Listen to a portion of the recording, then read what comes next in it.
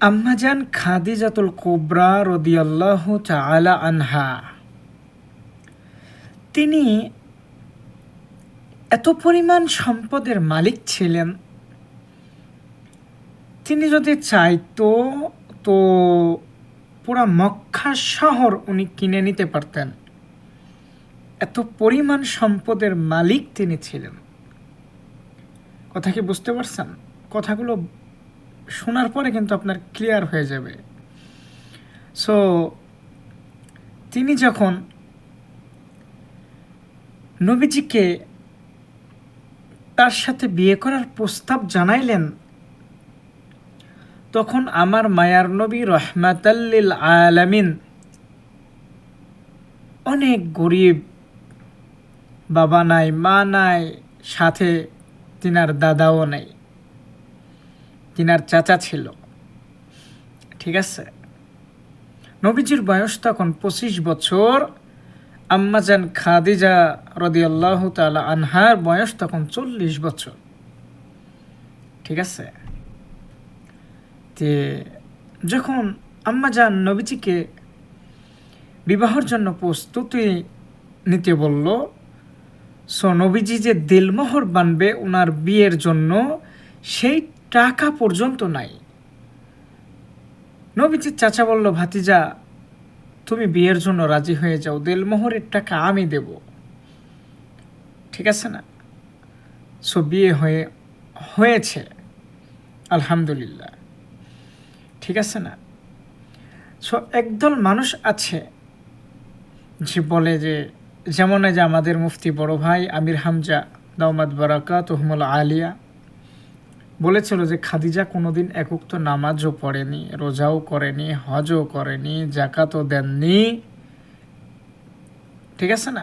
তবু আল্লাহ সুবহানাহু তাআলা তাকে সালাম জানিয়েছেন। একদল উলামা ইকরাম একটু কিছু হুট করে শোনা মাত্রই কিন্তু উলামা ইকরামের বিরুদ্ধে লেগে যায়। ঠিক আছে না? সো আম্মাজান খাদিজাতুল কুবরা রাদিয়াল্লাহু তাআলা আনহা, তখন তিনি নামাজ পড়বেন কেমনে, রোজা রাখবেন কেমনে, হজ করবেন কেমনে?